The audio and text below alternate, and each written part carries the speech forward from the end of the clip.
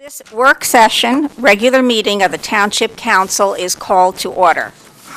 In accordance with Section 5 of the Open Public Meeting Act, Chapter 231, Public Law 1975, be advised that adequate notice of this work session, regular meeting of the Township Council of the Township of Franklin, County of Somerset, was made by the posting on the bulletin board at the municipal complex and transmitted to the officially designated newspapers a list of dates annually indicating that this work session regular meeting would take place at the Franklin Township Municipal Complex at 7 p.m. on Tuesday, September 24th, 2013. In addition, a copy of this notice is and has been available to the public and is on file in the office of the municipal clerk. I'd like to start the meeting with the Pledge of Allegiance, so please rise for the pledge. I pledge allegiance to the flag of the United States of America and to the republic for which it stands, one nation, under God, indivisible, with liberty and justice for all. May those assembled here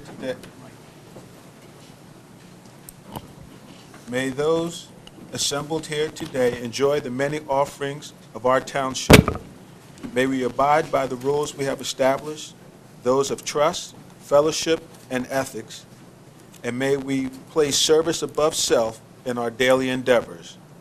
And may we always test ourselves and our efforts to be sure that they are truth, good, for all concerned, of benefit to mankind, and provide peace and understanding.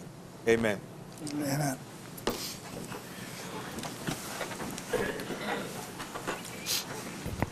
Madam Clerk, please call the roll. Councilman Chase? Here. Councilwoman Francois? Here. Councilman Kramer? Here. Mayor Levine? Councilman Prasad? Here. Councilman Regan? Deputy Mayor Sherman? Here. Councilman Vasanella? Here. Councilman Wright? Here. All right, the first item on our agenda are commendations. I was just checking with the clerk. They require a signature, or are they all These taking? aren't on the agenda. These are for future ones for the mayor. Oh, okay, so we, Carl has the one that's okay. going on.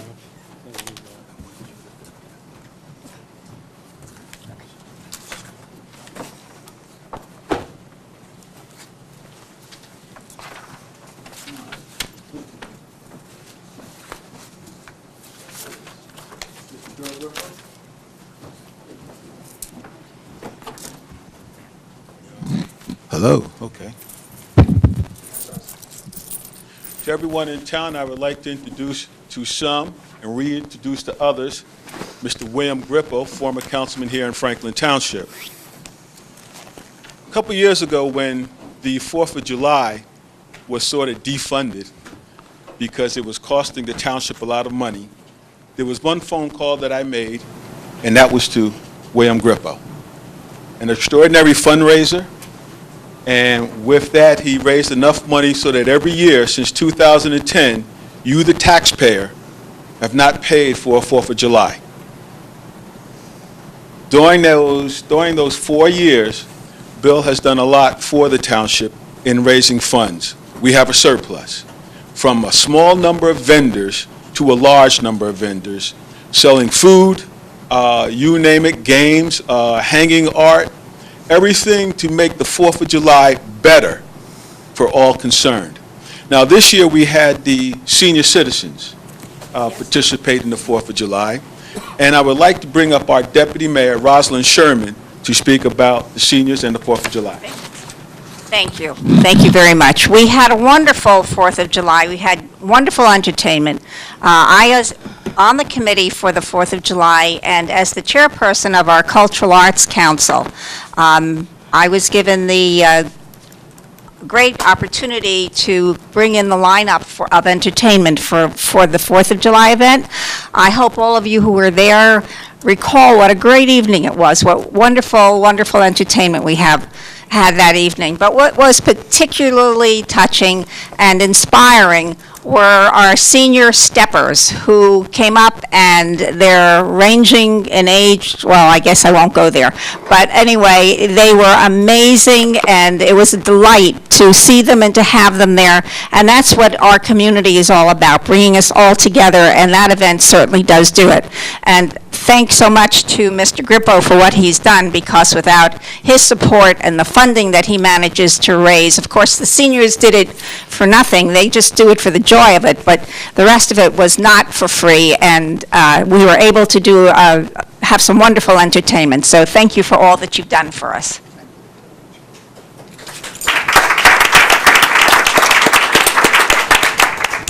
Now I will read the commendation.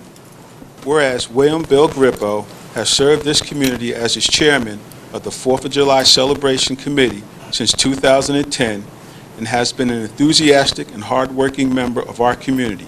And whereas without Bill's tireless fundraising efforts, the township would not be able to provide a 4th of July celebration at no cost to its taxpayers.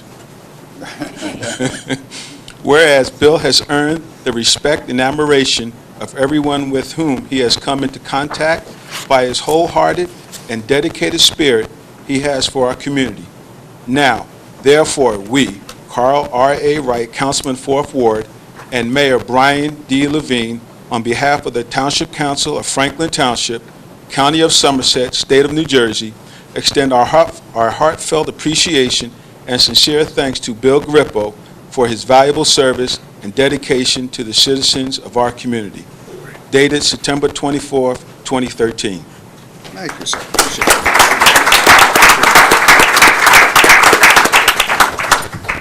Well, I won't give a long speech, but it's been many years with this council. It's been the 3 or 4, and 4th of July we started back when Harry Gerken was the manager and called it the old-fashioned 4th. But for this period of time, I want to thank a couple of people. First, Township Manager Bob Vornlacher.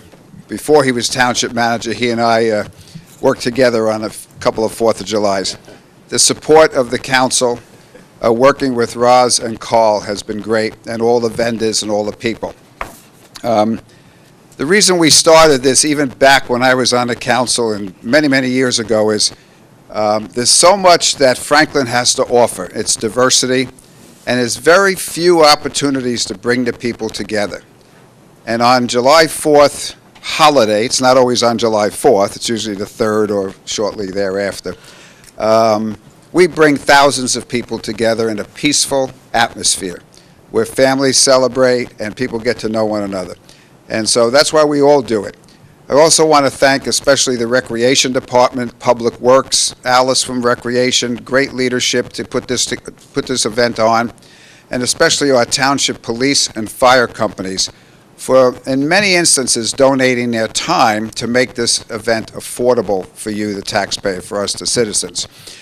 So next year, just as a preview, we hope to do some international food with some of our local restaurants. And I hope the council passes a resolution to have it on July 3rd again, because it's a Thursday night, I believe. So that's a hint, council. But anyway, I want to thank you, the community, and this I certainly will put in my office. I'm a principal of McAfee Road School, and I promote the July 4th thing to all the public school, all the kids in all the schools, not just the public schools, because it's great to be an American. And we see how strong our country is now and how the world depends on us. So, you know, one last thing. When I was on council, there was a person in the audience who was very critical. Well, that's what happens when you're a council person.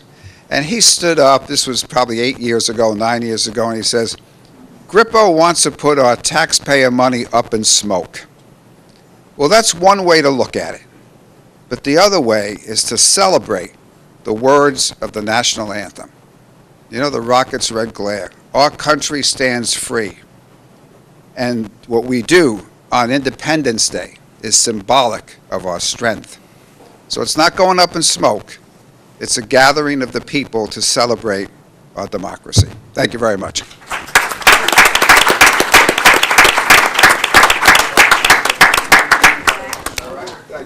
for your work. Well earned. Okay. Send you 2 emails asking you to call me. I'll send you another one, call me. Thank you, Brian. Good work, Bill. Hey, okay. I don't hold that against you, buddy. What's that? Oh, did he do this? What was that? What was that? What was his name? What was his name? All right. Wasn't me. No, no. Everyone's pleading innocence as to who made the comment here on the 4th of July. All right, the next item on the agenda is the mayor's report, and then after that would be the deputy's mayor report. So you get it all rolled up in one person tonight, since I'm playing both roles. Couple of things. First, I would like to again mention the Begging for Hunger program that I participated in this week at the ShopRite. And that ties back into the comments made by the Advisory Board of Health chairperson. With the elimination of food stamps, the need for food is going to be extremely critical. I commend ShopRite for making this a critical part of their program. It is not just our store, the one that is on Elizabeth Avenue, but it is throughout their corporation. And what they did this week, to highlight it, they asked people in the community. I was there, one of our freeholders were there. We had some Girl Scouts there. We had a lot of community members there bagging your groceries and kind of reminding folks they might want to contribute something toward hunger, some money or some food. But it is not just a one-day issue. It is, for now, almost a long-term issue. Food insufficiency is going to be a major problem in this country. Sad to say. So I urge everyone, those here, those watching, to please think of your fellow citizens. If you're fortunate enough not to have a problem and to have a job and to be able to put food on your table, think of those who are unable to do that. And give generously and give often. The ShopRite has a bin in their lobby. You can drop food in every time you go shopping or make a donation. Please think of your fellow residents and their needs. It's going to be pretty sad. So that is my report as the mayor and the deputy mayor rolled up into one report, so that helps move the meeting along a little bit faster. At this point, I'd like to open the meeting for public discussion. Is there a motion? Motion to open. Seconded. All in favor? Aye. Opposed? Okay, the motion is carried. This meeting is open for public discussion on any item of interest, which does not have a public hearing of its own. Anyone interested in speaking, please raise your hand, and when recognized, give your name and address. At this moment, I ask if there's anyone from the audience that would like to speak. This gentleman right here in the blue shirt. Leon Kralls, Krals, 14 Patriots Way. I'm here this evening to discuss or ask the council's help in getting a traffic study for the intersection of Mettler Road and Weston Road.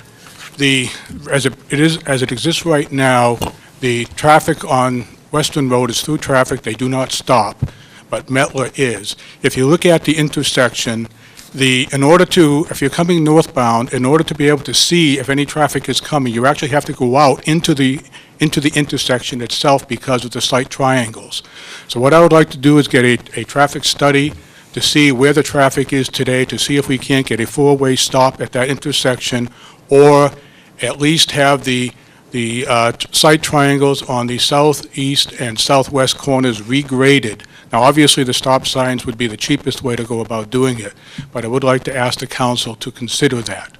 The second item is on Resolution Y, and I realize it's on the agenda tonight, but it has to do with the resurfacing of Canal road. I'm hoping that that is the portion from Market and south, because several weeks ago I participated in the Safe Bicycle Ride, and this year I've gone over 1,000 miles on my bicycle. I have to say that that stretch of road is probably the worst I've ever ridden, to the point now where I avoid it altogether and actually go over into Hillsborough and go down River Road and avoid the traffic because the condition of Canal Road is so bad. Thank you. Thank you. Is there this gentleman over here with the gray vest? I'm sorry, it was the gentleman in back of you, and then you, sir. Thank you. Good evening. My name is Michael Bell. I'm a resident at 70 Copper Mine Road in the southern end of the township.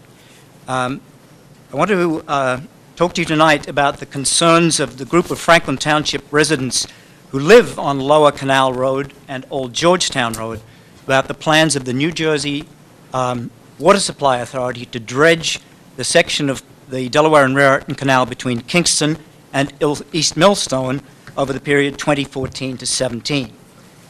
The NJWSA, as I'll call them, has been developing this plan since 2010, and they've actually held public presentations about this in 2010 and 11. They've also held discussions with Franklin Township officials in September last year, and they made a presentation to the council in December last year. However, as residents, we feel that some very crucial aspects of the plan were not presented by the NJWSA to you last year. The residents only became aware of the impact on our neighborhood at the public hearing which was held on the 13th of May this year. In particular, we're concerned about the location of what is called the staging area for this project, where the dredge material will be processed from the entire project, this 10.5-mile section of the canal. This will be located under the proposal at 1391 Canal Road.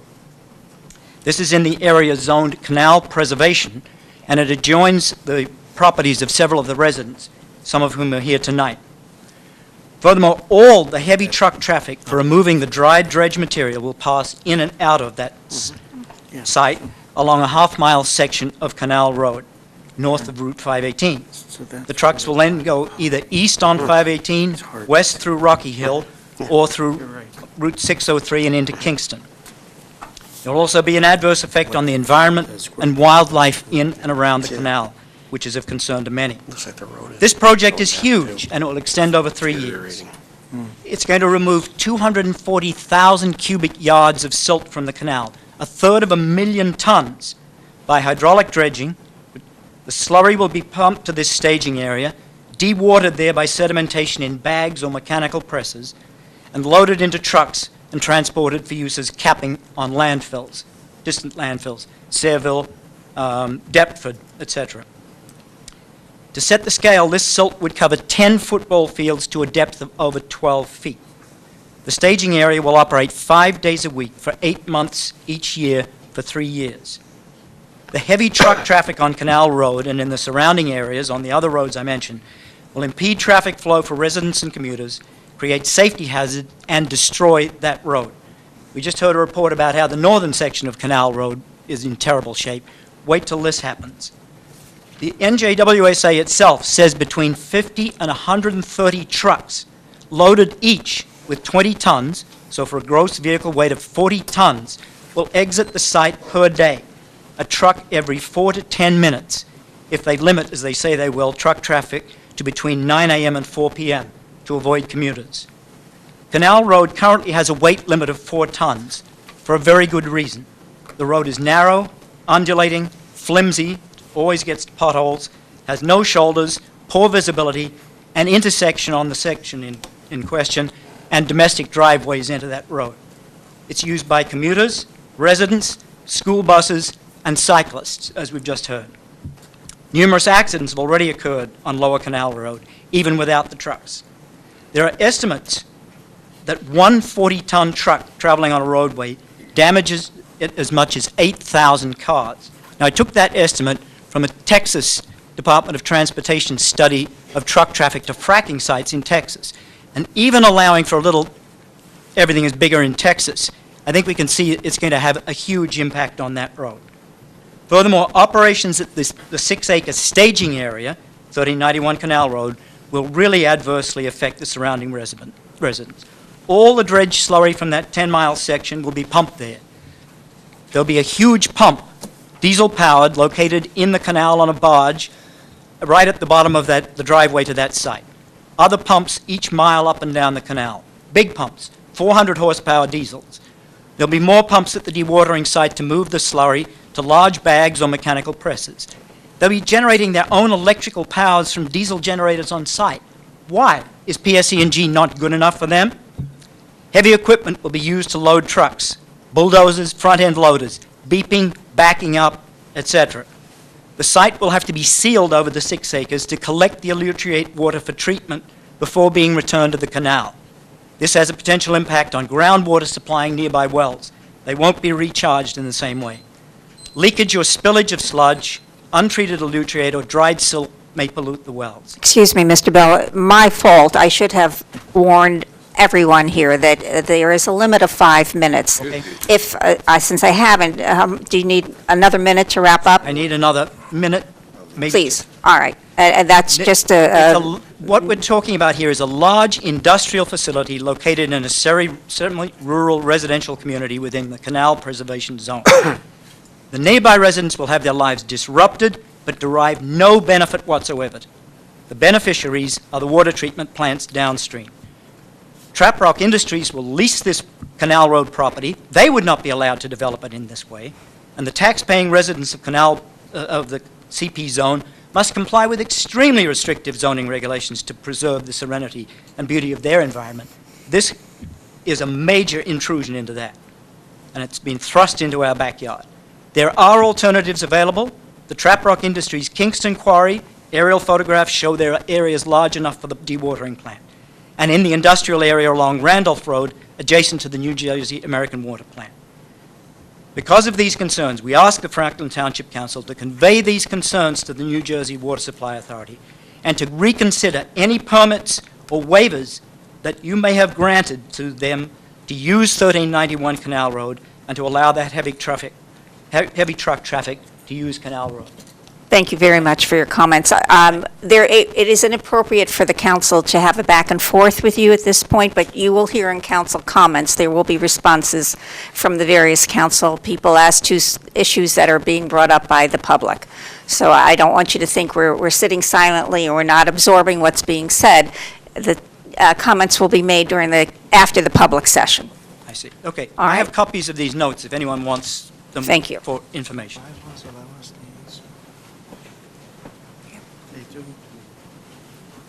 Generally, that's been the practice not to, right? I'm sorry, as next person, I haven't gotten to, yes, this gentleman here, I'm sorry, there was confusion there. 1391, is that where it's going? My name is Dharma Srinivasan. Could you bring that closer to your mouth so we can hear you more clearly? My name is Dharma Srinivasan, living in 3 Brook Street, Somerset, New Jersey.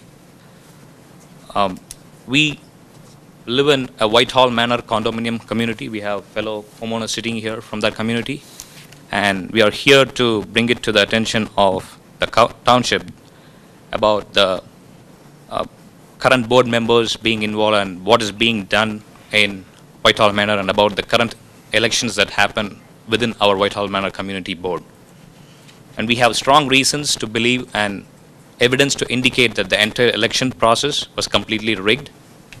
And the voting inspector, who was a neutral resident, came out of the election meeting and brought out to the attention of the attorney and the other homeowners out there in the election meeting about the irregularities that happened in the election meeting, about questions about delinquencies and proxy voting and whatnot.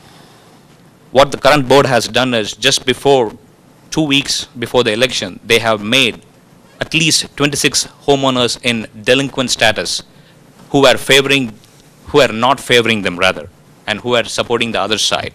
We have 3 candidates who contested, and the homeowners were supporting them.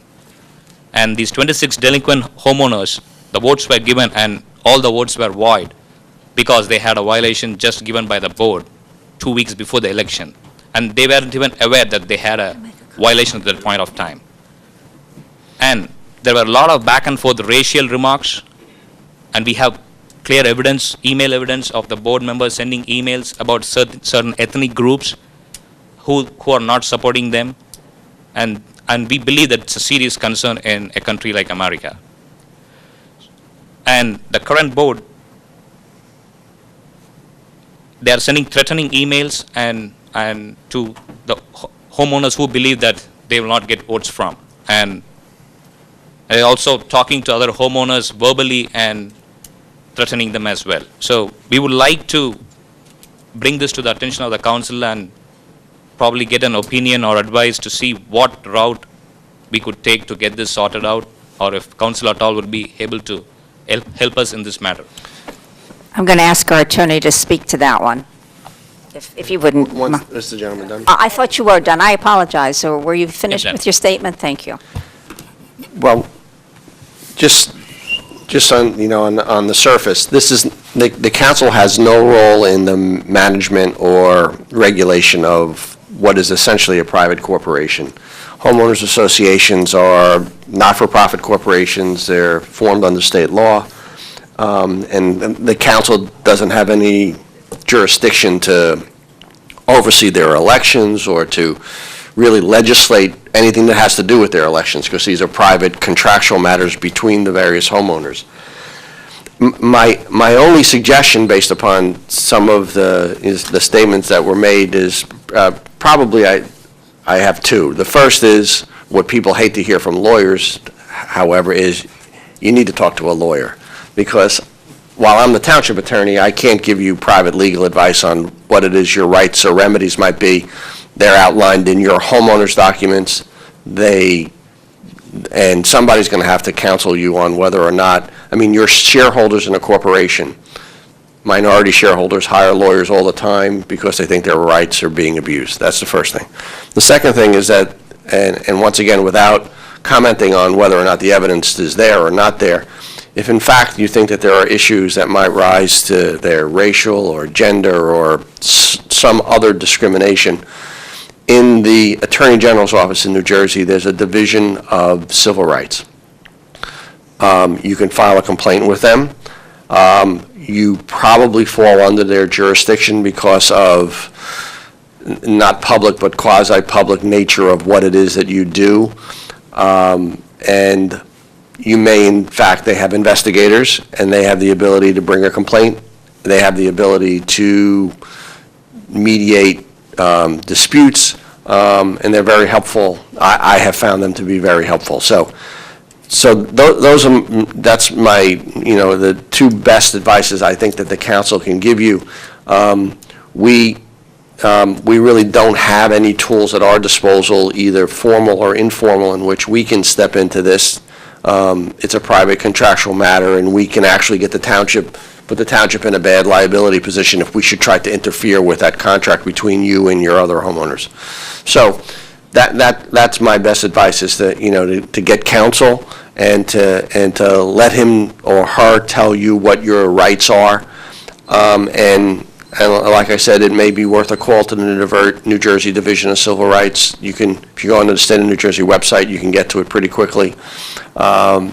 And it might be worth talking to somebody about whether or not it's something they'd be interested in looking into for you. Thank you. You're welcome. Thank you very much. The woman in the back with her hand. 24.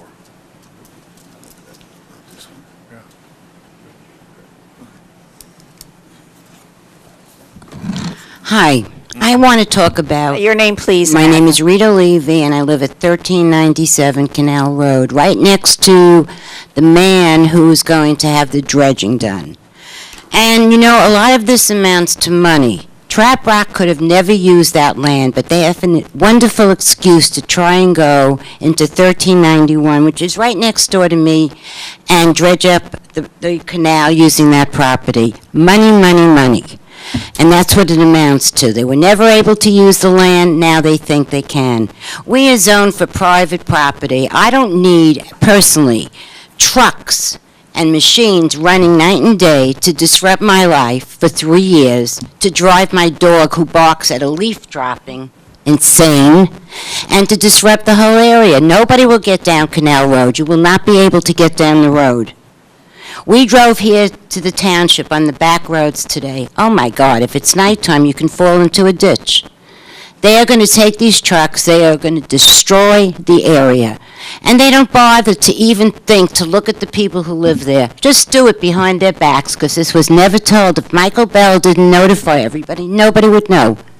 It's like a secretive project being done for money, and it is despicable.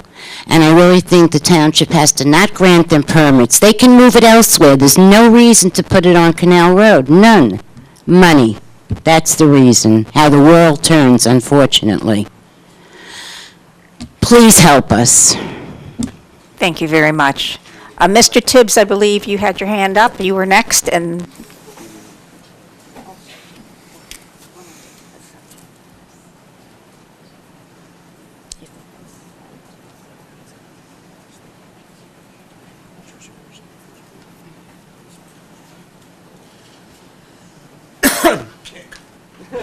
Can't compete with all this.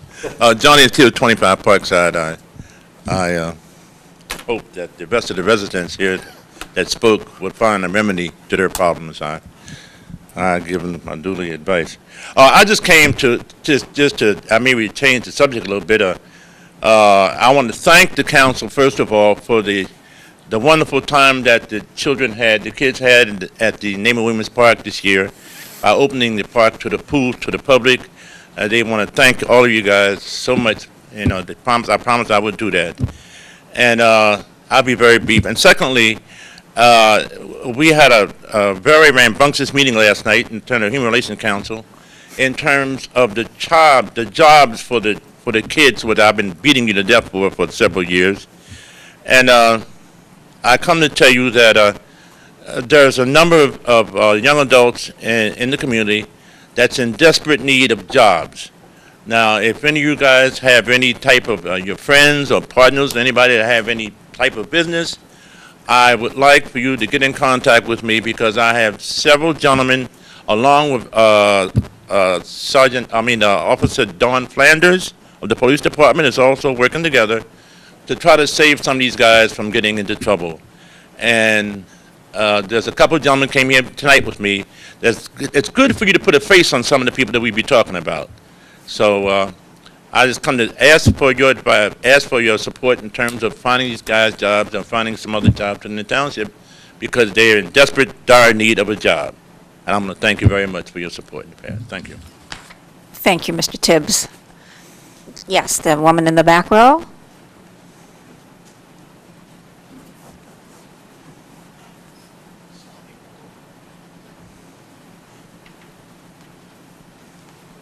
Hi, my name is Kathy Stelnick.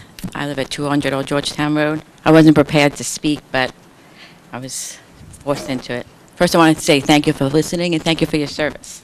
I'd like to also address the dredging issue, as it pertains to the wildlife. Of course, let's be clear, none of us are opposed to dredging. It's routine and it's necessary for the canal. What we want to take attention to is we want dredging with care for the impact on the wildlife, both endangered and non-endangered species, which are in the area. There are steps that can and should be taken to save, relocate, and redirect the species to preserve this unique ecosystem. We wrote several letters to my husband and I to the state of New Jersey, certified letters to Mayor Levine. He didn't even respond, of course. But according to Kelly Davis of the DEP, the final permits, there was a technical deficiency, so now we have time to work on this and get some attention paid to how we're going to save the wildlife. What we want them to do is to relocate, redirect, and to preserve the ecosystem and use fencing. According to this letter from Kelly Davis, the new drafts will likely include animal species trapping and relocation, as well as the erection of projection exclusion fencing. We don't want it to be likely. We want it definitely to be done. Also about the truck issue. My side view mirror was ripped off by a small minivan not too long ago on Canal Road. I can't imagine all these dump trucks back and forth that my family and I had to pull out of Old Georgetown Road, like Mr. Chase does. It's very dangerous to have all these trucks there all the time. So I just want to make sure that I'm asking you to support our issue and cause on this. Thank you. Thank you. Is there anyone else from the audience who would like to speak? Yes, the young lady over in the side aisle there.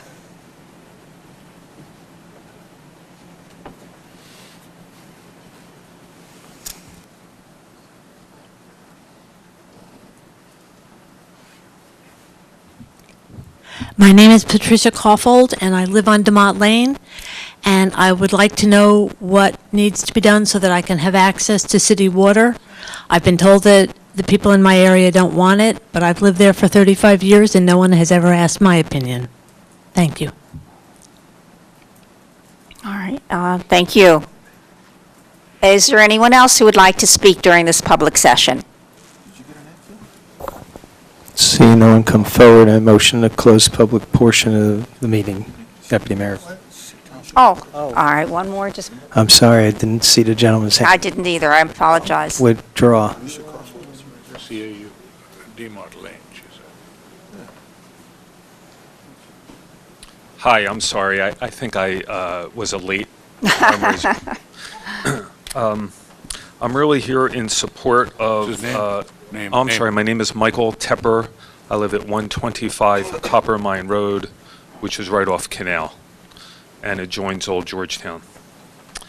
And, Excuse me, what'd you say your name was? Michael Tepper. Thank you. Thank you. So thank you very much for the time.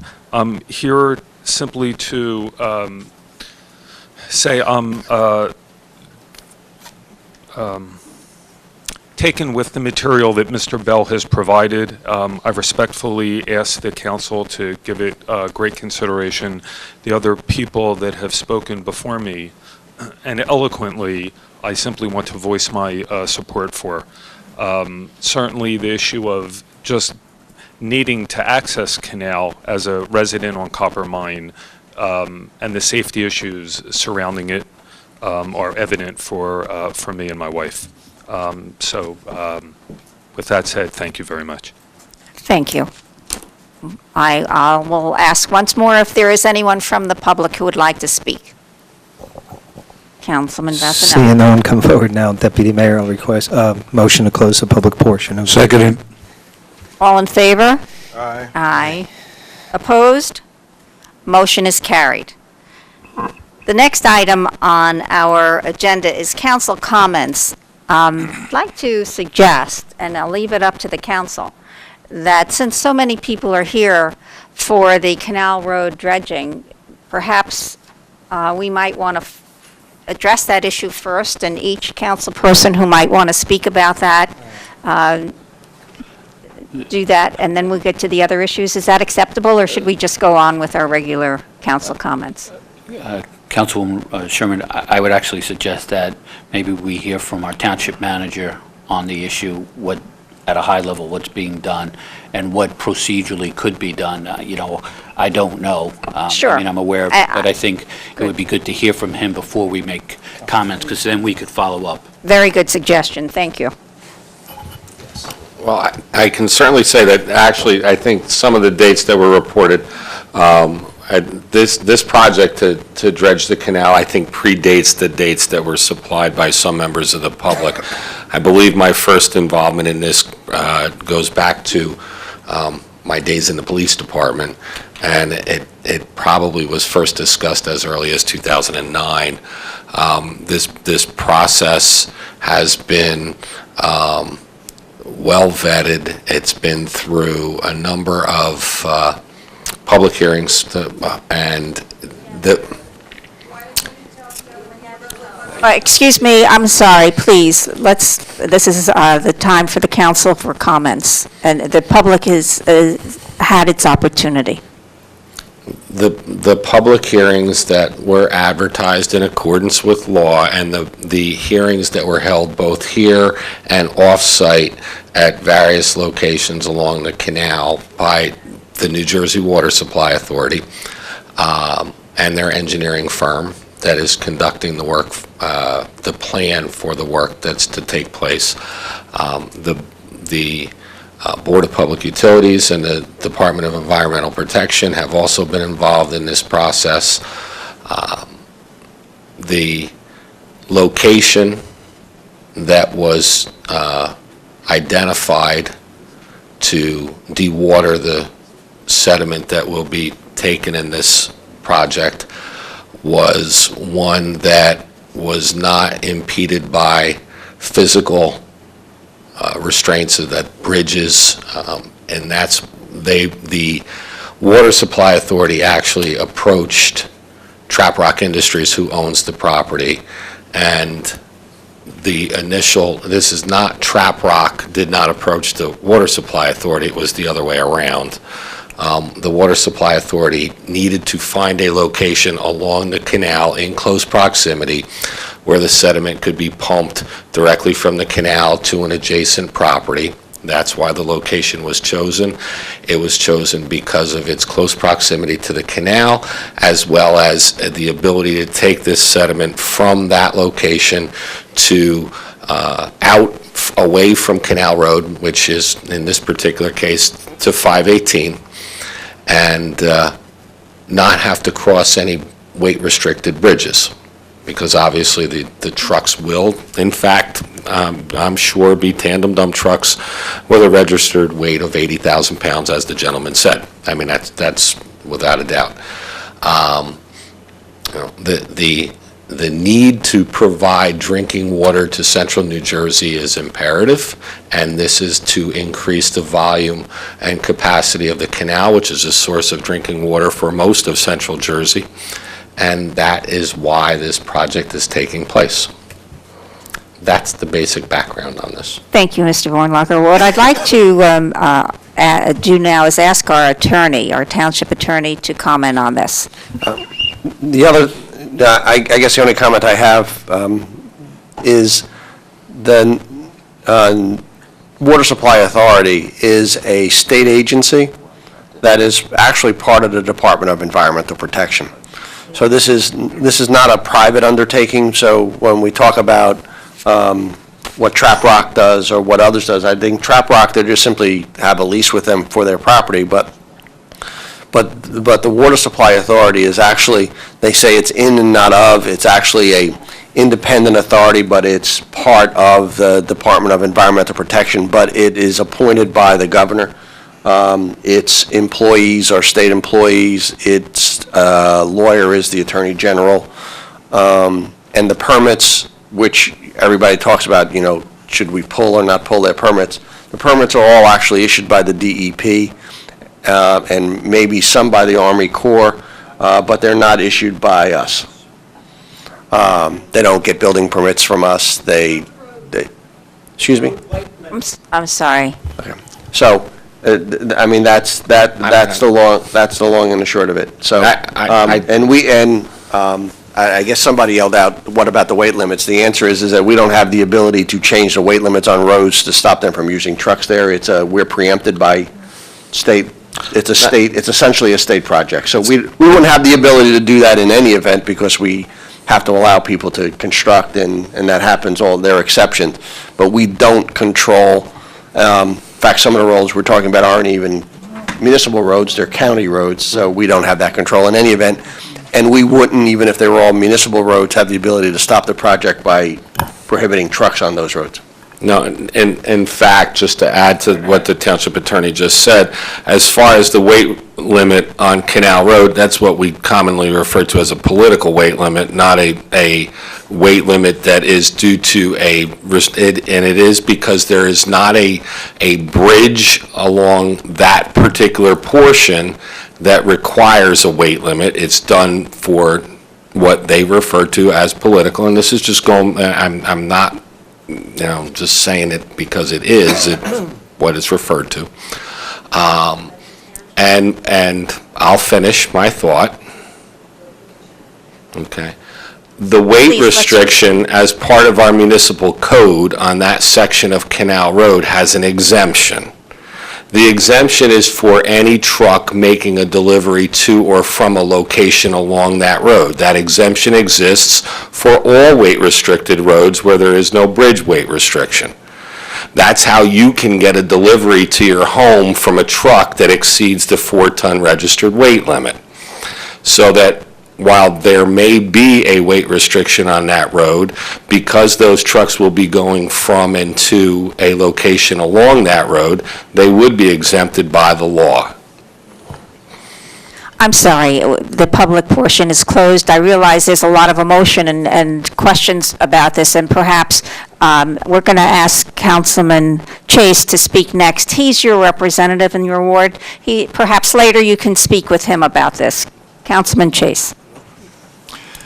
Well, as you know, I live at 159 Old Georgetown Road, not as close as some of you, but fairly close. I've been aware of this project for quite a long time, but in the early stages they were extremely close-mouthed about the Water Supply Authority. It was extremely close-mouthed about what site they were picking.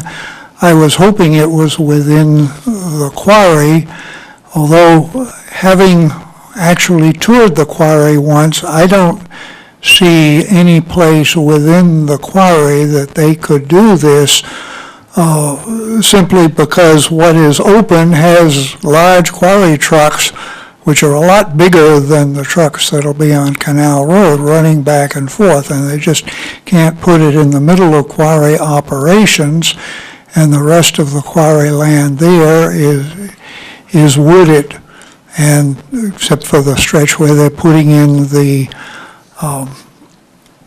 solar panels.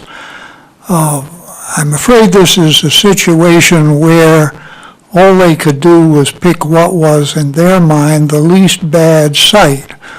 What to me was the most serious alternative would be at Canal Road and Sedam Road across from the North Brunswick water treatment plant.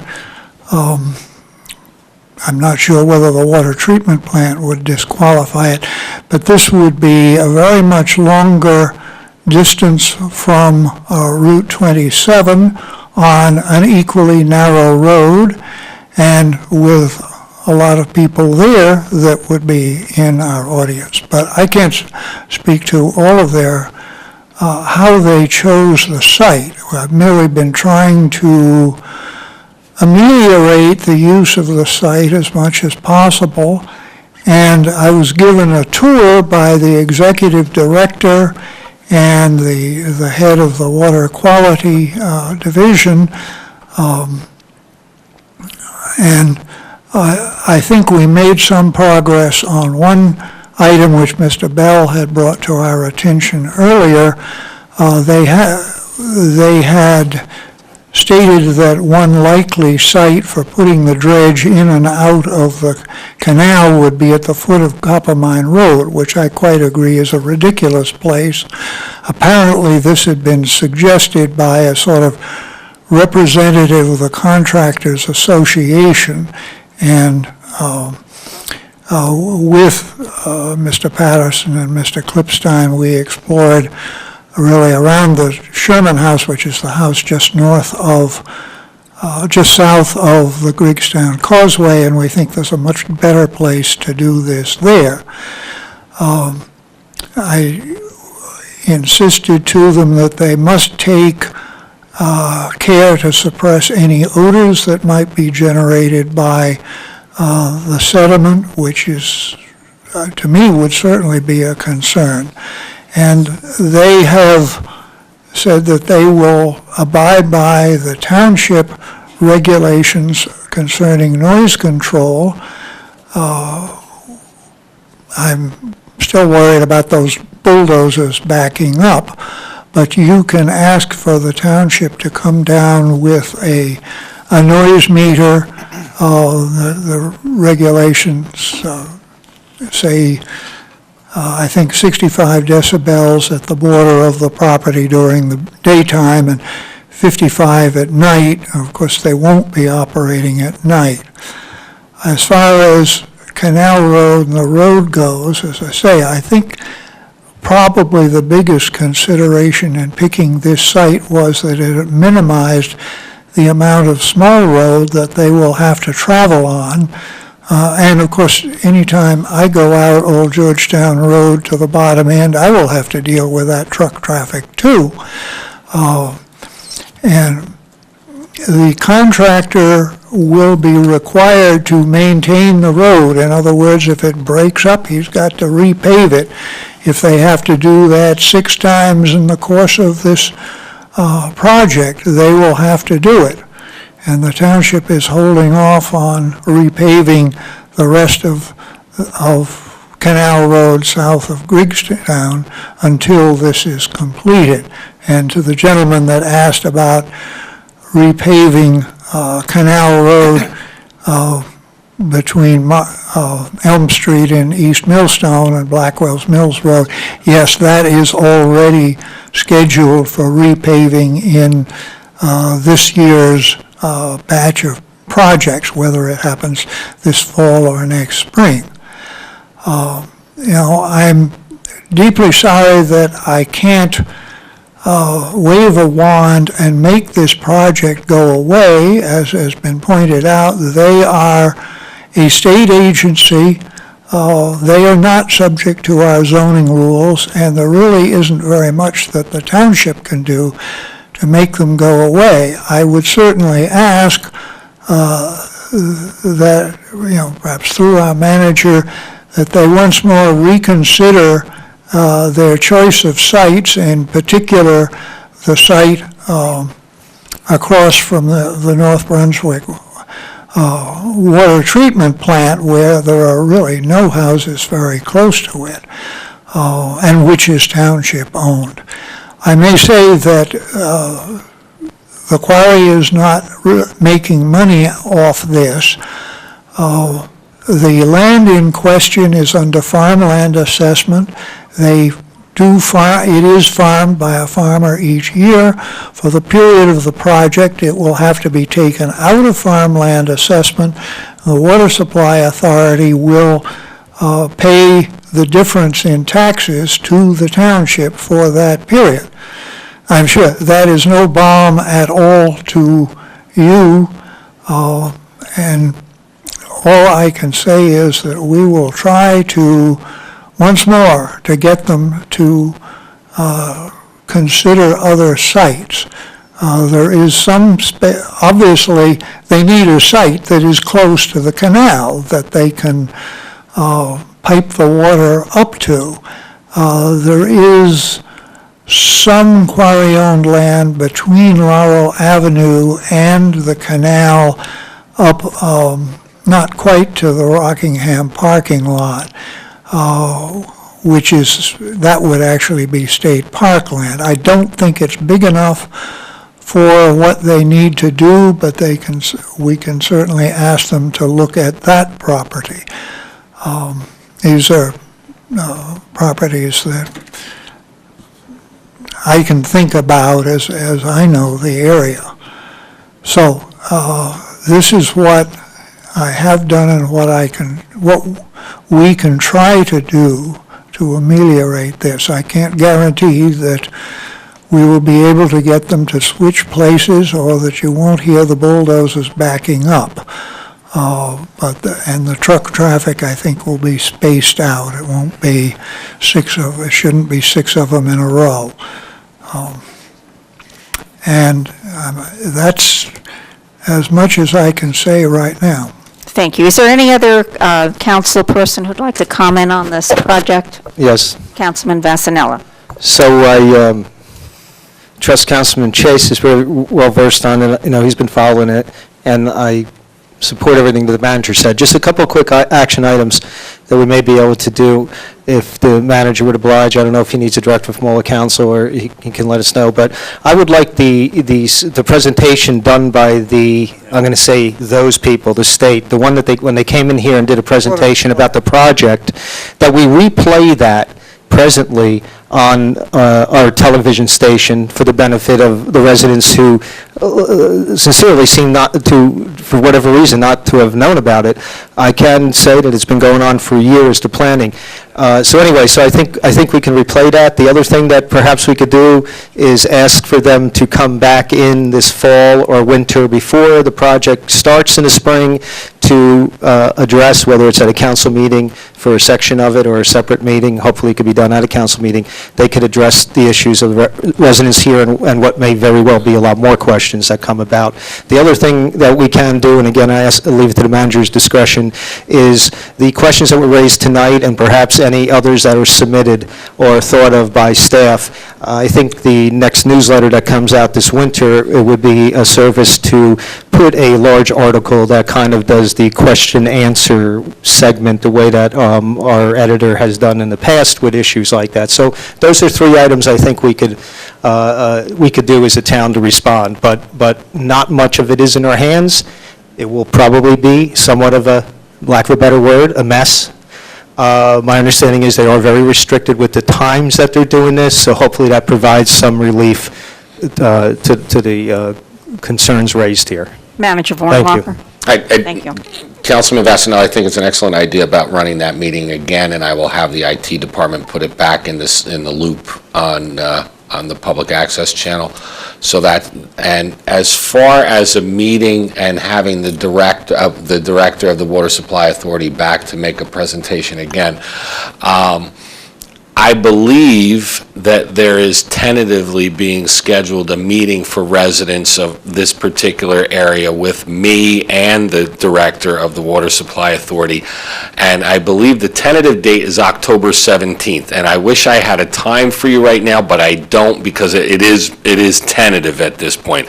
So in addition to any presentation at a public council meeting, there's also a private meeting being scheduled with the residents and with the Water Supply Authority there, and I will make an effort to have a representative from the engineering firm that's doing the work for the Water Supply Authority there as well.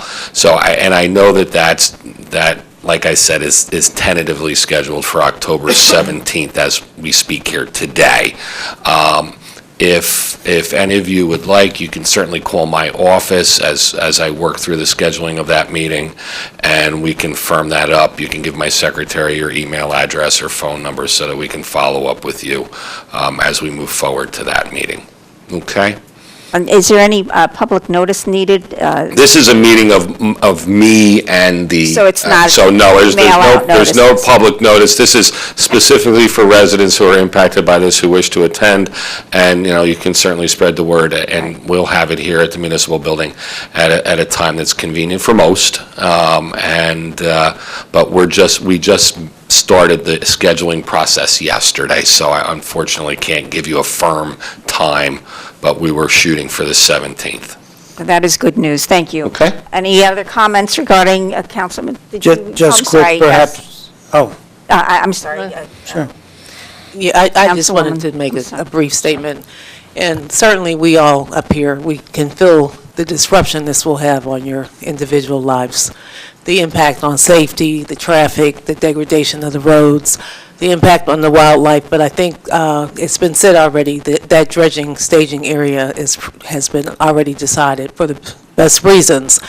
And we don't really have any impact on we may not be able to change that. But I did want to say, I think their hours of operations are going to be from 9 to 4 during the day. And so we have to make sure that we ensure that they adhere to those hours of operation. I've been told it's 9 to 4, but we'll confirm. We'll confirm. Our No back hours and of forth. operation during the week are 7 a.m. to 6 p.m. for the noise ordinance. However, the operation and to minimize the impact on the residents have agreed to do only the work that doesn't create the noise that you have concern about between the hours of 9 and 4. I know how much I understand that you're emotion home, but there is. there's hours of operation. It's just like we regulate when your neighbors can cut their grass or things like that. And it is the noise ordinance is sculpted so that it causes the least amount of interruption. And when I worked midnight shift, I wouldn't have been happy about 9 to 4 either, but it's to minimize the least amount, to minimize the inconvenience to the least amount of citizens. I'm sorry, you will have I'm sorry, the public has had its opportunity. I don't mean to be unkind, but now that I know that you have a meeting coming up, you will have every opportunity to ask your questions. We're trying to make it as open to you as possible, but we cannot disrupt a council meeting by having back and forth with the public, so please understand. Councilman Kramer. Councilman Kramer. I was just briefly going to say, first of all, thank you, Councilwoman Francois. You echoed my thoughts. If you could put the meeting date on the website, and I have no doubt it will be on franklinreporter.com since he is here, that you can read about when the meeting will be. Thank you. All right, any other comments? And just one other I didn't get a chance to finish. I wanted to say, Oh. the township will do whatever we can do within our purview and our area of authorization to enforce what needs to be enforced and to ensure that there's the most minimal impact on the residents in that area. Thank you, Ms. Deputy. Yes, certainly. Councilman Chase. One more request I've made, which they are studying, which may not help you, but their plans were for the trucks to turn up Route 518 out to 27, down 27 to Promenade Boulevard and out to Route 1. I've suggested that instead they go through the quarry on the Quarries Road, which would take them from the road into Kingston over to Route 27 more directly, and obviously that's a road that typically has traffic with that kind of truck. I have not had a response as to whether this is going to be feasible, but they were going to approach the quarry about this. And I'm told that the residue is to be taken to the Old American Cyanamid site in Bridgewater, quite near the Raritan River, near 287, and the trucks will be heading to 287, where, of course, there's a lot of contamination, which they propose to cap with this residue. The residue from the dredging is considered to be pretty clean. The only thing that would be in it really would be what came out of Trenton over the last 100 years or so. But most of it would have dropped out before it got to our stretch of the canal. They also commented that you can't have the dewatering in the floodplain of the river because suppose it floods, everything would wash down into the river and make it a severe mess there. And you can't guarantee, as we know, we can't guarantee that it can't flood. So, as I say, I'm sorry, but I think this is, at least from their point of view, this is the least bad alternative. Of course, it's the one that hurts you. But we will try again to see if they could use another site, but it has to be close to the canal. Any other comments? Just, Yes. Deputy Mayor, the May 13th, 2013 presentation that was made to the council is on the authority's website. So anybody who wants to see it before we get it on the TV can click on it. It is, they taped it and they did put it on the website. Do you want to, is the It's on website obvious? it's on njwsa.org, which is the Water Supply Authority's website. Yeah. Okay. Sorry, I think all comments have been completed on this subject. I'm hopeful that this meeting will bring some opportunities for you. Our hearts go out to you. We understand the disruption to your life. It's going to be difficult. I hope some of the comments helped mitigate some of your concerns. Obviously, as Councilman Kramer said, we don't have a magic wand, but we'll certainly do whatever we can. All right, so thank you all for your comments, and we'll move on now to the scheduled agenda item, which is council comments. Now we will have the opportunity to discuss other issues, anything that the council may want to discuss, and we'll start with Councilwoman Francois.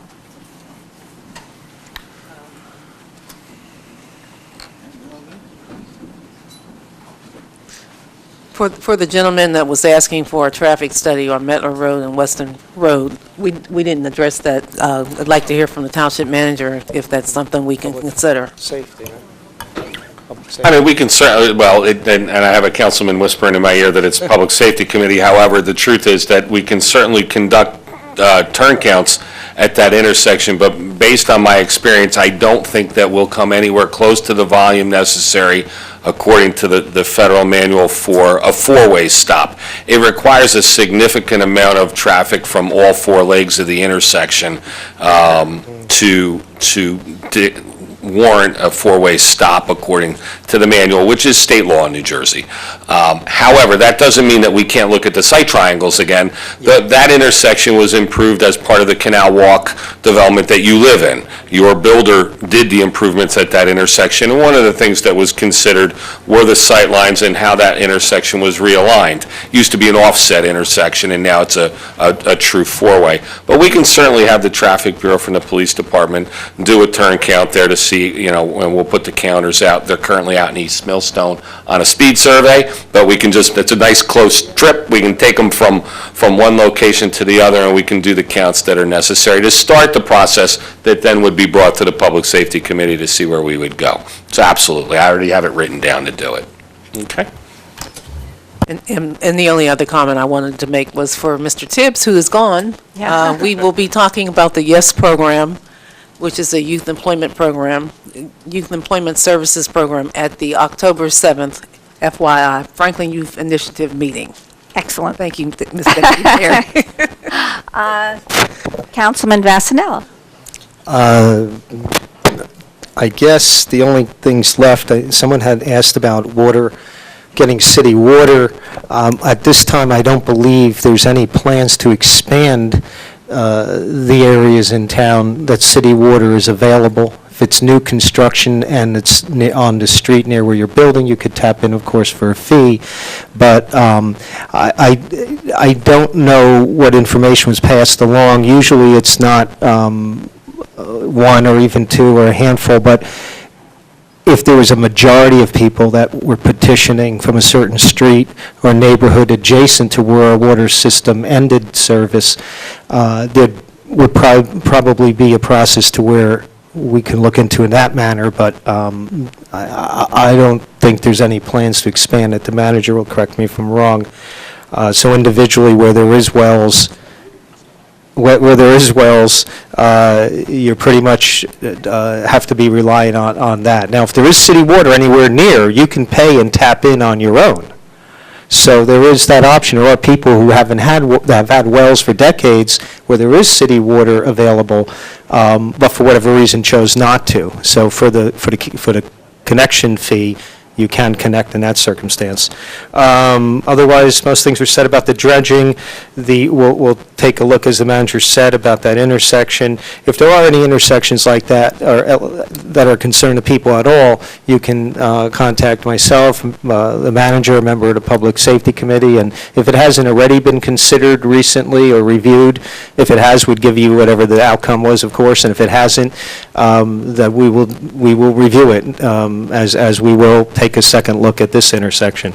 The only thing I wanted to mention was last Sunday I had the privilege of going, last Sunday, 2 days ago, the privilege of going to what was referred to as a town hall meeting for the Sierra Leone community. As many people may know, the UN is in session in New York, the General Assembly, and the Sierra Leone contingent from that country, including the president and many of their ministers and department heads for the country, were there, and several of them came. As a matter of fact, pretty much the entire delegation. The president had injured himself, so he had to cancel the last minute, but the rest of the delegation was there and basically doing a town hall question and answer session about how the many residents of Franklin that are from Sierra Leone, some that may presently still be citizens of that country, can get involved, can help even from a distance. It was very informative, what I thought productive to see a country like that dealing with the issues and the infrastructure issues and the poverty issues.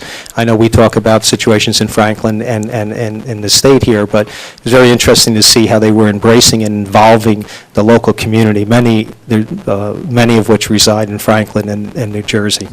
I think that was it, and I guess more to come with the, one thing I wanted to mention, as many people may notice, who used the street, the repaving of JFK, I believe is just about done. There may be a few little items to tweak out. The section that we did this year has been completed, the one nearest Eastern Avenue. The second section, which runs up towards St. Matthias, is going to be paved, I believe, in the spring. We have it in the budget, however, we're trying to attempt to get grant money to pay for it, because every year we usually can get a couple streets covered by various state or federal grants. But either way, whether we get that grant or not, the second portion, now that the first portion's been done and looks wonderful as far as I'm concerned, really brings us into the future here, where people wondering or waiting for the second half or the second third that will be done regardless of whether the grant's gotten, probably in the spring. All right, Manager? That's it. Thank you very much. All right, Councilman Kramer, Councilman Chase, do you have any other comments? Or are you too exhausted? Yeah, well, I think I've covered most of what I needed to say, including the comment about repaving the stretch of Canal Road from East Millstone to Blackwell's Mills Road. And, of course, Deputy Mayor Sherman and I, each year, the Public Works Department gives us a list of roads that might be repaved, and we tour them and make our recommendations as to which ones we think are most in need of repaving. And gradually, we're going to get the township up to snuff in the paving of our roads. Thank you. We'll start with Councilman Prasad and work our way in.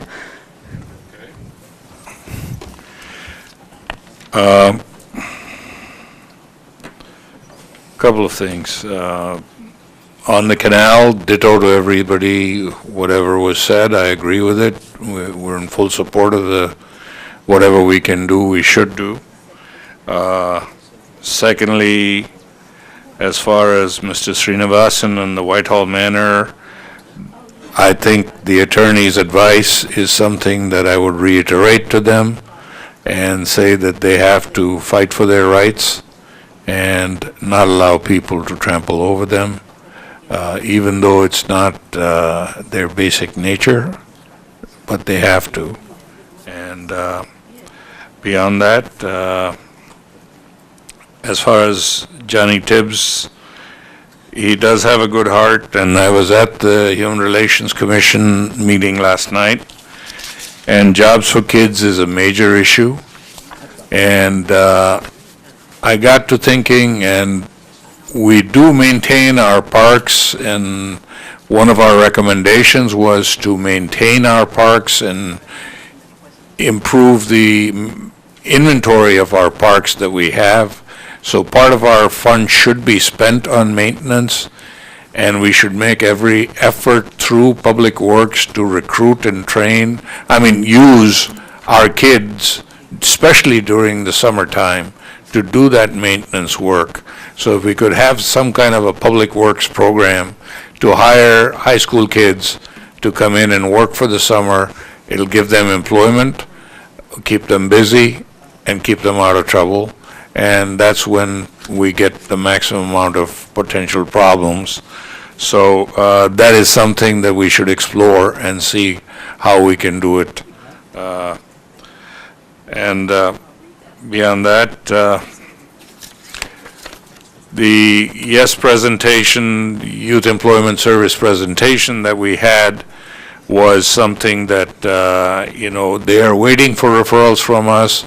So if any of you know any people that are at risk, who are out of the system, please refer them to the Youth Employment Service of the county. And finally, the food stamp program, the cuts, it's even more important for us to double whatever we gave in the past to the food bank, and I will do so myself, and I would recommend to everybody that we do so, and we take care of our neighbors in trouble. Okay, thank you. Thank you, Councilman Prasad. Councilman Wright. Thank you. I'll try to be brief real quick. Early this morning, I was awakened by dump trucks. Not dump trucks, trash trucks, dumpsters. And I texted Township manager. You did. 5:15 in the morning, somewhere around there. And we proceeded to have this text thing going back and forth about our friendly little dumpsters. Garbage collection. And garbage collectors. And what bothered me was the way it worked. They brought an empty one, dropped it, picked up the old one, pulled it out, picked up the new one, pushed it back, and then picked up the old one. Now, when it first started happening, I thought someone was stealing a backhoe. I thought someone was stealing something, and I ran outside, and there they go. Then I thought that was it, and it went on for about 30 minutes or so. Then I heard it on Berry Street. And I said to myself, 5:15, 5:30 in the morning, we're all asleep. I need my beauty rest. And I was. Yeah, I had to wake you up anyway. And I was told that there was nothing that we could do because of ordinances. I'll intervene here. If council recalls, we had this discussion probably about 6 or 8 months ago. Some of you who have been on council might remember this goes back to conversations that were had up here and in this room as far back as I believe 2003, 2002, when I was with the police department and did the initial research on this, and it relates specifically to garbage collection and the regulation of hours by a municipality. This came out of a Circuit Court of Appeals case in New Jersey, actually. It was a Bernards Township case. And what it basically says is that there are DEP regulations, tariff regulations that govern garbage collection in the state of New Jersey. And a municipality can only establish hours of operation for garbage collection if they do one of a certain list of things. In our municipality here, what council would be required to do is adopt what's called a proof of service ordinance. And what that means is every property owner would have to file with the town annually who their garbage collector is, and it would require every property owner to have garbage collection. And unless this municipality does that, or one of the other things is begin to do our own garbage collection as a municipal service, or the township were to contract with one garbage hauler for the entire town, unless one of those things is met, the municipality can't enact an ordinance that regulates the hours of operation for trash haulers. I see our township attorneys just bobbing up and down, and I actually, I don't remember when this issue came up, but I do remember Bob and I having this conversation. Put on your microphone. I don't remember when it came up, but I can't remember whether it was the first time or just recently we had this conversation. Lou, the first time that we talked about this, like I said, was probably in 2002, the case was Bernards Township versus Falgiano Carding, and that may ring a bell with you, and that case still stands in the state of New Jersey, and now it is actually a statutory regulation as far as the establishment of hours of collection for garbage. I was told that this morning, and still, I text him, because I was just angry this morning about waking up. But as long as the township manager can wake up, it's a beautiful thing. Never text in anger, never. It was beautiful, trust me. My wife may feel differently, but One of the other things on a lighter note, Councilman Kramer was at Middlebush Park. I'm the voice of Franklin Township Pop Warner football. And he was there for a coin toss flip for one of the teams there. And Councilman Kramer, I assume, had a good time because he didn't want to leave. And then the following week, we had the mayor, the superintendent of schools, in for a coin toss. They loved it, so I know they didn't want to go home. So I'm encouraging everyone to come see the park. It's not completed yet, but it's a heck of a lot of fun, a lot of activities there, so definitely come out for that. And on my last note, the Sister to Sister Network of Central New Jersey will have a fundraiser on October the 5th, 2013, at the Franklin High School. And it's the event called 5K Walk and Run for Life. It's for breast cancer awareness, and their website is www.sncnj.org. Again, that's www.sncnj.org to sign up or make a donation toward the 5K run. This attracts a cross-section of Franklin and a cross-section of individuals across the state. Our former councilman who received a plaque tonight also participates in the 5K run, and I'm thinking we all need to come out and support breast cancer awareness. With that, Ms. Deputy Mayor, Acting Mayor, Thank you, Councilman Wright. Councilman Kramer, I can hardly wait to hear about Canal Fest. Oh, yeah, I forgot about that. Well, actually, I have three things to talk about, all related to the kind of the subject du jour tonight, which is one of the subjects du jour, which is the food bank, because of the food stamp issue. Three issues related to that. I, too, participated in the bagging for hunger. I was a celebrity bagger. I learned a couple of things. Bread goes on the top, not the bottom, and yogurt doesn't bounce. I also got yelled at for using my cell phone while bagging. Did you get a ticket? I don't think I have a career as a bagger. But that was a good little project to try to get money for the food bank. Another project to get money for the food bank, and it was quite successful, I don't know the exact total, was the police seniors softball game. Last year, the police won, I believe, it was something like 15-5, but the police had, the seniors had 0 injuries and the police had 3. This year, however, the police won again with 21-6, and there were no injuries. So that'll look good on our on our medical reports. Workers' comp went way down. I like the no injuries part, especially Yes. on the police part of it. Right.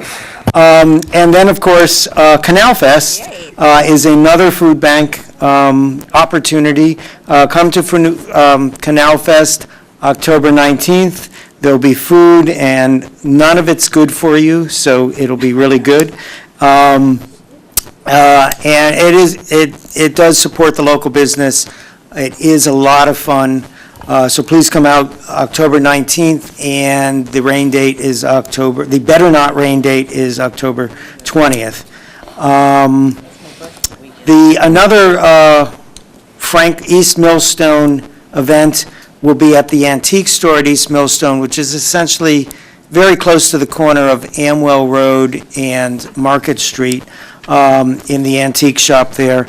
The Franklin Historical Society is meeting Sunday, the 28th, this coming Sunday, kind of celebrate East Millstone. Mr. Metler will be giving a historical speech, and it's at noon, and you can buy food at the antique shop there, so you can have your lunch while you listen. The last item, I believe, is it relates to road resurfacing. It's been mentioned a few times tonight, Canal Road will be repaved.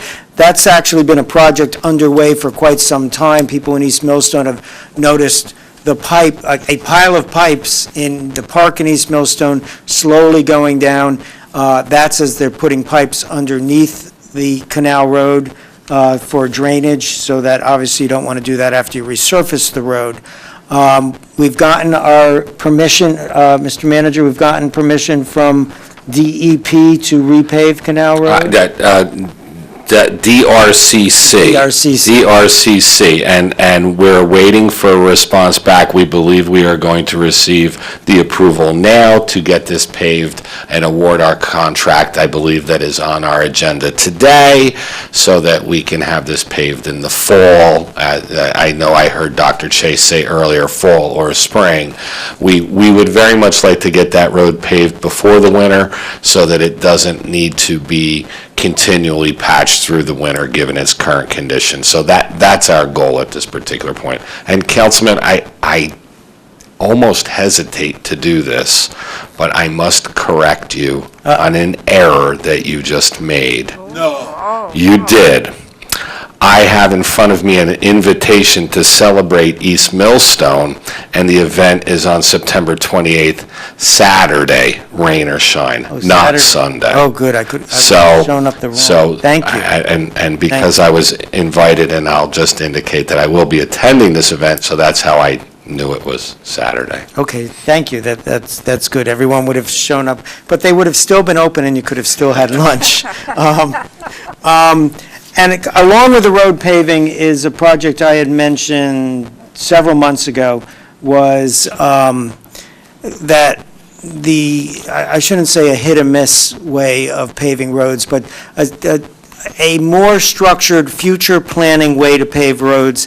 And if we can plan it properly, eventually, and it will take many, many years to get out from under bonding to pave roads, and I explained why before, that's a bad thing. It's the proper thing to do now, but eventually you would like to get away from that. The first phase of this study has been completed. Our engineering department had 3 different people go out and grade the roads. The roads are now all graded. There's some little more compiling needs to be done of that. To avoid confusion, they're graded from A through F, skipping E, just like school grades. And there are a total of 742 road segments. All segments are not equal in that. And there are roughly, this number will change depending on the road paving now, about 50 segments that are either D or F. So we're making great headway on that. We have an accelerated road paving program that we have started last year and this year, and hopefully in another couple of years, we will be caught up and have no Ds and Fs, and then be able to pave at a good rate. Now those are a councilman's predictions, not the engineer's predictions. The email I got about this was all very preliminary, so I'm not giving exact numbers, but roughly 7% of roads still are Ds and Fs, and we're working diligently on that. So that completes, what? ISO?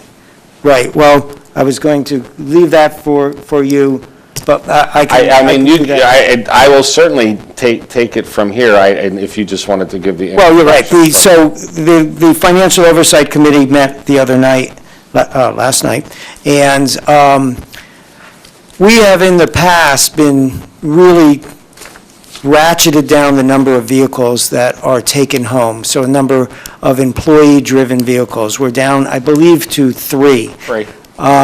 It can, however, turn out to bite you or bite us in that there is an organization called the ISO, which basically inspects our code inspectors and sees how well we are doing there. And they give a rating anywhere from 1 to 7, 1 being fantastic, 7 being terrible. And the highest you can get in New Jersey is 2 because of certain state requirements. And those numbers are not just arbitrary numbers. They affect your insurance rates. So if the town has a very poor rating, then your homeowner's insurance will go up. And the difference between a 2 or a 3 can be from $30 to $200 is the number we were quoted last night. We are a 2. We obviously want to stay a 2. And these ratings come out about every, roughly every 5 years. We get evaluated every 4 years. The last time this was done was 4 years ago. And we are in danger, actually, of slipping from a 2 to 3 because they give points all along the way for various things you do, how you do your inspections, et cetera, et cetera. And we are right on the cusp, and the things that would bring us over the cusp one of them was having our chief multi-purpose inspector have his own car so that he can more quickly, I guess, go out at night and inspect emergencies. While that may not make sense, that one thing is going to bring us from a 3 to a 2, this is government, and not everything makes sense. So if you do the math, if it were even just $10 that it would change everybody's insurance, there are roughly 20,000 structures around town. There's actually, I think, 22,000, but some of those are pipelines, et cetera. So we'll take 20,000 structures at $10,000. At $10, you're talking about $200,000 cost to the citizens, the taxpayers of the town. So that puts a different formula, return on investment, on doing something like supplying a car to the inspector. Another thing, believe it or not, and this is in a letter from the ISO, would be that we do not give a stipend to our our head assessor. So if we were to give him an $8,000 stipend, that would bring us over. So the Financial Oversight Committee last night asked the manager to look at all the possible options and make a recommendation so council tonight can decide on, or perhaps it's within the manager's purview, as to what would be the best thing, because, you know, us saving, the township saving $8,000, but costing the citizens of the town $200,000, or in actuality $600,000, doesn't make sense. So, Mr. Manager. So, thank you, Councilman. Most of your recollection from the meeting was dead on, so I won't go much into what we talked about as far as the meeting is concerned. But it's on a Saturday, not a Sunday. It's on a Saturday, not a Sunday. This application process that we go through, this review process that we go through, takes place, like I said, every 4 years. We're reviewed by the ISO for our insurance ratings. Our insurance rating was, in fact, a 2 at our last review. Subsequent to that last review, as some of you may recall, we had some significant budget cuts. Some of the things that were cut from our expenses were our construction code official's vehicle and also our construction code official's stipends for his individual licenses, because he is a multi-license construction code official. The stipends amounted to $8,000 a year. My calculations, based on conversations with our construction code official today, and the fact that he lives within 6 miles of our municipal building here, based on the current IRS figure for mileage that would be compensated, the take-home vehicle is about a $1,762.80 cost for the municipality versus the $8,000 stipend. The reason why those two things are significant here is our application for our ISO rating has gone unchanged from 4 years ago to today, except for these two things. And what the ISO has told us is those incentives for the multi-licensed construction official are things that are considered when they calculate our point rating. It's a point-based rating system, and we lost points for things that we used to get points for. So now we need to get those, at least some of those points back. And the opinion is one or the other of those things will get us the points back that we lost in the calculation and will keep us at a 2 rating for our ISO rating.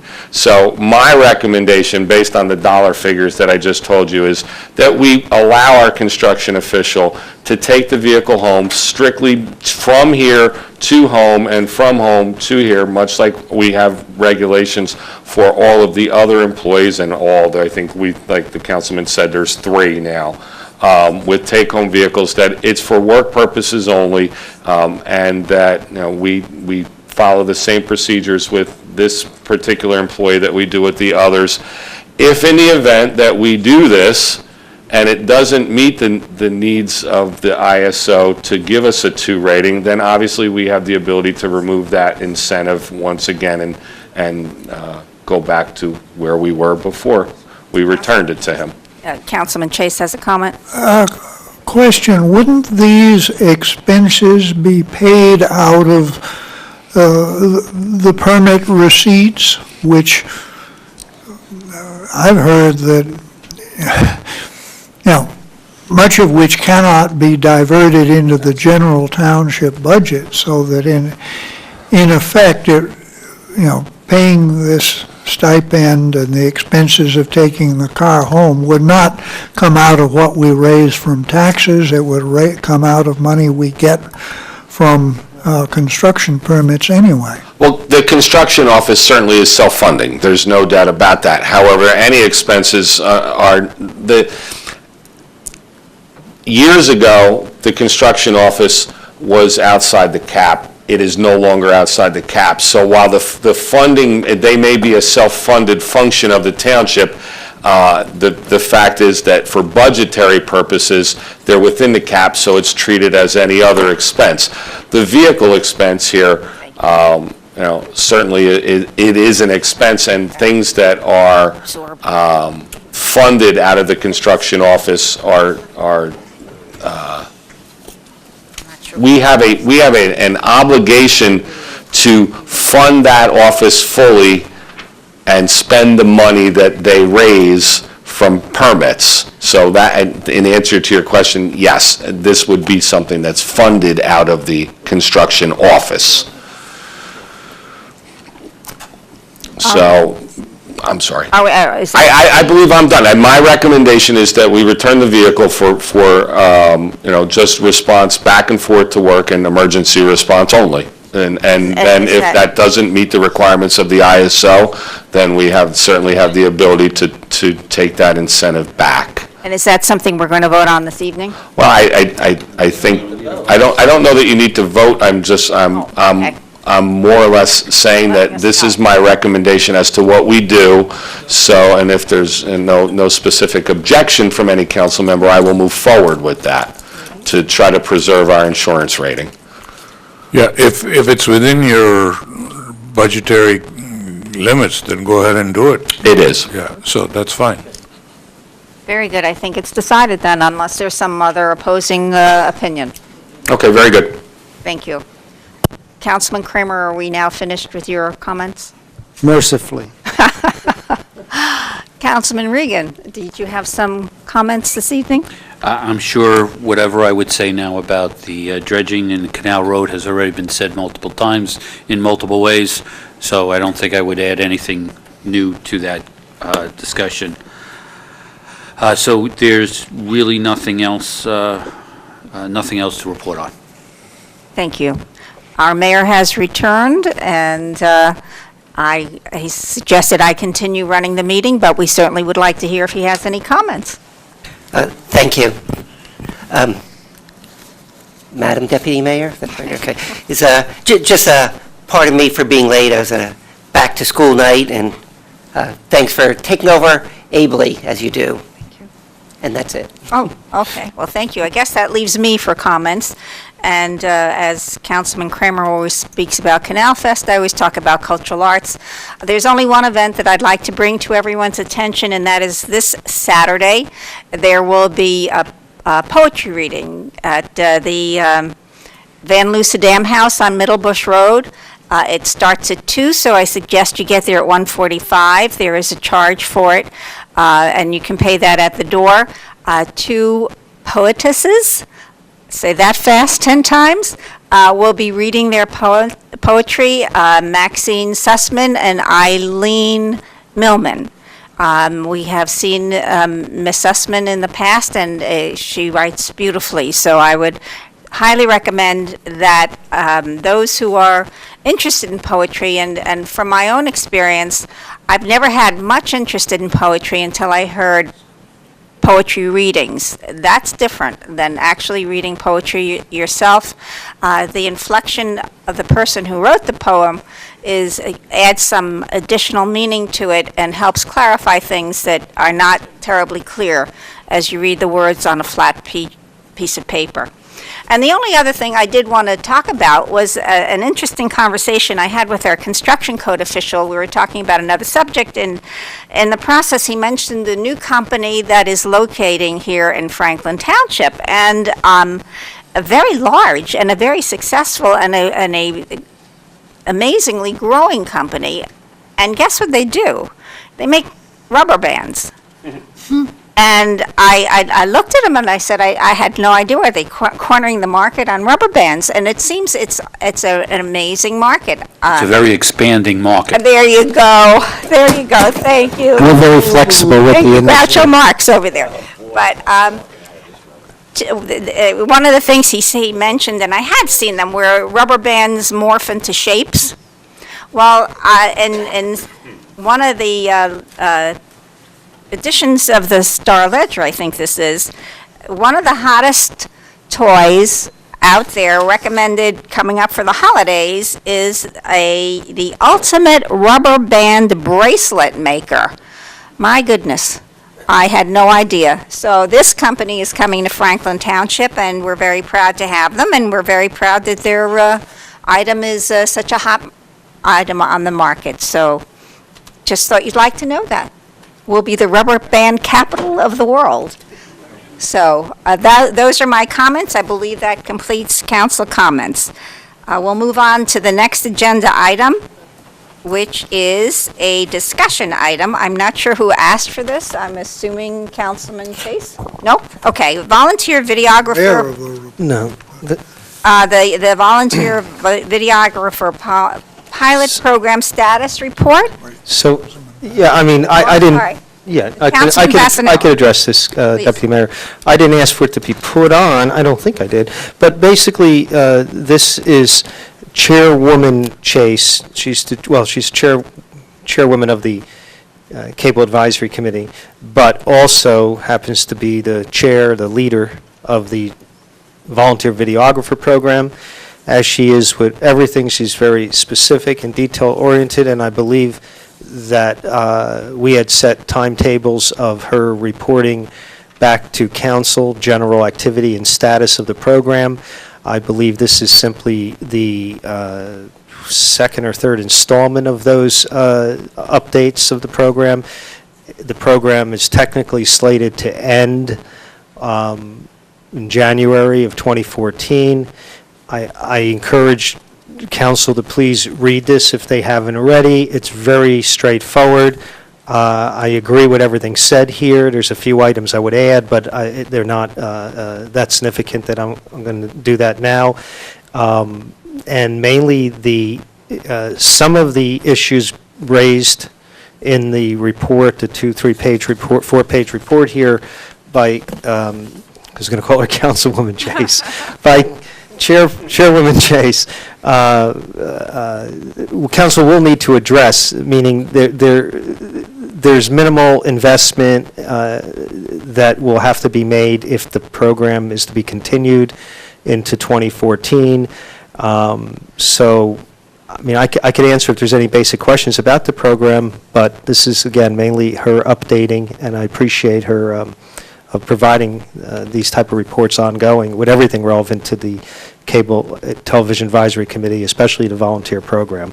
So unless any other council members have any questions, we'll really need to address this, I guess, in December or January, when we need to decide whether or not the few items the town would need to do to keep the program going, if the council sees that as a priority, and then we would continue it into 2014. Very good, thank you. So there's no discussion on that item. Unless any council members have any questions or comments about the program. Just mention, there are items, I won't go down the whole list. Right. It's on here, but there's everything from a beautiful, I'm going to call it a little mini documentary of the Rose Garden at Colonial Park to, I don't know if we're still running any meetings that were taped, but the safety fair. There's a handful of events and some just scenic video footage that sometimes have some narration, sometimes some music. I just encourage people to watch it. I wish they were on more. When I go through the channels, I don't usually catch them. I've seen most of what was produced by the volunteer videographers, but I'm hoping we can continue the program. And if any council member has any ideas on how to do that, or if we should do it, please talk to Chairwoman Chase or myself before January. Thank you. Thank you very much. Oh, Councilman Chase. Well, I'll mention there are two more programs in the works, one on the garden at Rockingham and one on our community gardens at Naaman Williams Park and at Pine Grove Manor School. And this typically is on Monday, Wednesday, Friday at 12 o'clock, whatever is currently being run. At the moment, I think it's probably still the Rose Garden. But, no, I think, I'm not sure. Well, anyway, the report, I mean, it's basically, I'd say three things are needed: more equipment, more volunteers, formal training in editing. And we tried to arrange for training in editing by the Franklin High School staff member who does video editing training for Franklin High School students, and we just never got any expression of interest back. So, but above all, I think more volunteers would be needed, and volunteers who would be willing to be trained to do editing, so I can get my wife back. Thank you, Councilman Chase. Seeing no other comment, Councilman Prasad. One other thought, and that is that we're producing all these beautiful videos. Is there any way that the manager could possibly look at having some kind of a on-demand feature rather than scheduled features where people can go through a directory of things and pick the, if the technology, I know the technology. Well, what I will say is that I don't think we can do that with the actual TV station, but I think that once we move forward and go online with the new website, we could probably include the videos there for anyone who wanted to watch them. Exactly. And just to add, Councilman Prasad, some of them, it's Franklin and Flower, I think, is the one they're presently getting ready to produce that Councilman Chase was talking about, which should be airing soon. But most of these, I believe, are also on YouTube. So not to get too technically involved here, but the simple thing probably would be just provide a YouTube link. Yeah, for there to be a link. I'm just not sure if it's on our website or the new website, but it sounds like the manager will take that into account. But I think that pretty much does it so that residents go back and see. I think most all the stuff that committee produced is quickly obtainable viewable through YouTube. Okay, thank you, good discussion. All right, the next item on the agenda is the approval of minutes. The following minutes are presented for approval by the Township Council. The Township Council Work Session Regular Meeting, August 15th, 2013, at 7 p.m., and the Township Council Executive Session, August 15th, 2013. Do I hear a motion for? I'd like to make a motion to approve the council work. Second it. Okay, Madam Clerk, will you hold the council? Councilman Chase? Yes. Councilwoman Francois? Yes. Councilman Kramer? Yes. Mayor Levine? Yes. Councilman Prasad? Yes. Councilman Regan? Yes. Deputy Mayor Sherman? Yes. Councilman Vasanella? Yes. Councilman Wright? Okay. Minutes have been accepted and approved. The next item on the agenda, word doesn't want to come out right, on the agenda is the approval of warrants. Warrants in the amount of $3,573,562.50 on September 24th, 2013, are presented to the Township Council for payment. Do I hear a motion for accepting the warrants? Motion to move the warrants. Second it. All right, Madam Clerk? And may I? I'm sorry. I'm sorry. I just have a quick question. The clerk and I had discussed that on one of the, I was going to abstain. Is that the next one? The next meeting. Okay, so pardon me. There's an item I would have to abstain, but that's next. Oh, okay, fine. Thanks. So, Madam Clerk, will you poll the council? Councilman Chase? Yes. Councilwoman Francois? Yes. Councilman Kramer? Yes. Mayor Levine? Yes. Councilman Prasad? Yes. Councilman Regan? Yes. Deputy Mayor Sherman? Yes. Councilman Vasanella? Yes. All right, warrants have been accepted.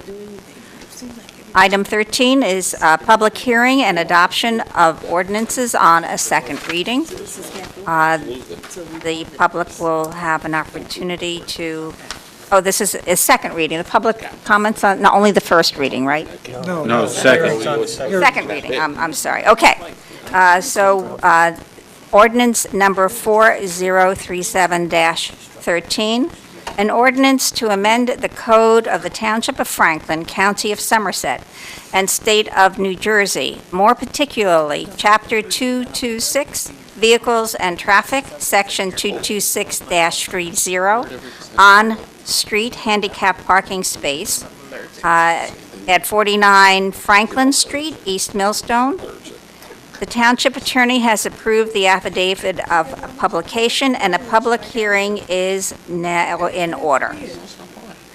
Do I have a motion? Move to open the hearing to the public. Second it. All in favor? Aye. Aye. Opposed? Motion is carried. This meeting is open for public discussion on this ordinance.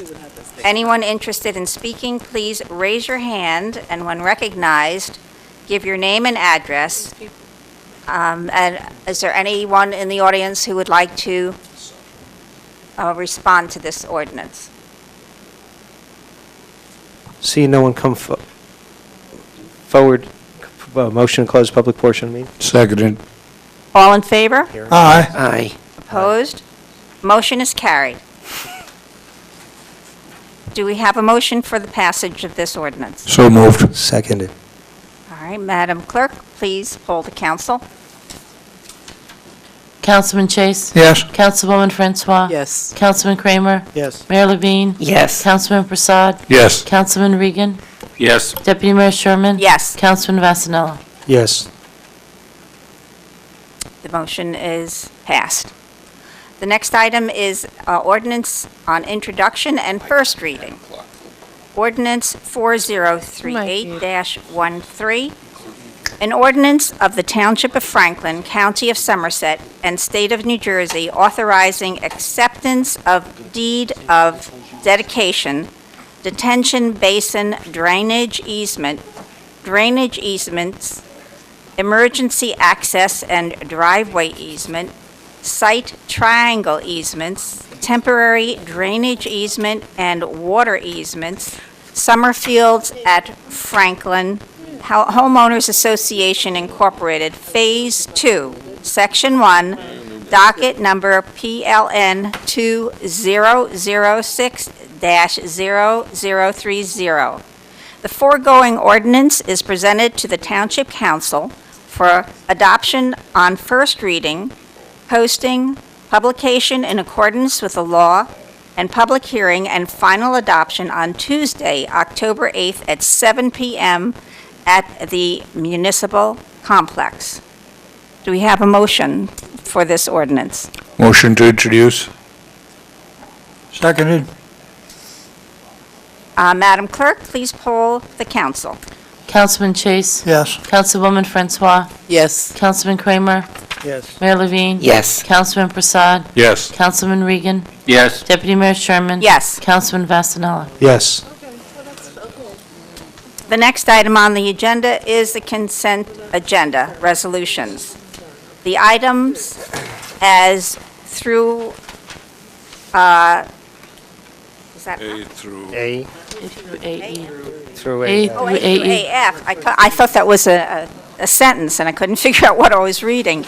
Items A through AF, as listed on the consent agenda portion of this meeting, are presented to the Township Council for adoption.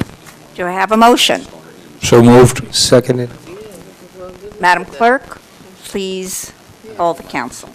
Councilman Chase? Yes. Councilwoman Francois? Yes. Councilman Kramer? Yes. Mayor Levine? Yes. Councilman Prasad? Yes. Councilman Regan? Yes. Deputy Mayor Sherman? Yes, Councilman Vasanella? Yes. consent agenda has been approved. Deputy Mayor? Yes. I actually have Council- a question on one of the items for our township Councilman Reed. manager. Resolution Z, where we rescind the money, the award contract for World's Fair. I'm getting there. It says that the contractor was unable to schedule and complete the required work in a timely manner. On Z? Z or Y? Why? It Why? changed. Why? World's Fair and Pear Street pedestrian control improvements? Yeah. So the money, not to exceed, so where does this money return, or where does this stay? What happens to this money? What we'll have to do is now go out to find a new vendor. Okay, so we're, So the work still needs to be done, and what we'll have to do is go out, and I'm assuming, Anne Marie, and I don't have the in front of me, it was a bid, Hold on. or it exceeded the threshold is what because it exceeded the Yeah, we probably- 8,500 Yeah, we threshold. probably got It's quotes. 95, it's- We'll All right, have so to it go back exceeded out. the 85 threshold, so we need to go back out for a new vendor, and if it's a state contract vendor, or if we have to get quotes, and then we'll have to come back for a new resolution. Correct. That's what it amounts to. The work still needs to be done. All right, does that answer your Thank you. question? Thank you. All right. The next item on the agenda is resolutions voted on separately. Seeing there are none, we move on to the next issue, item 17, old business. 2013 boards and commissions appointments. Is there anyone that has any candidate for any board or commission?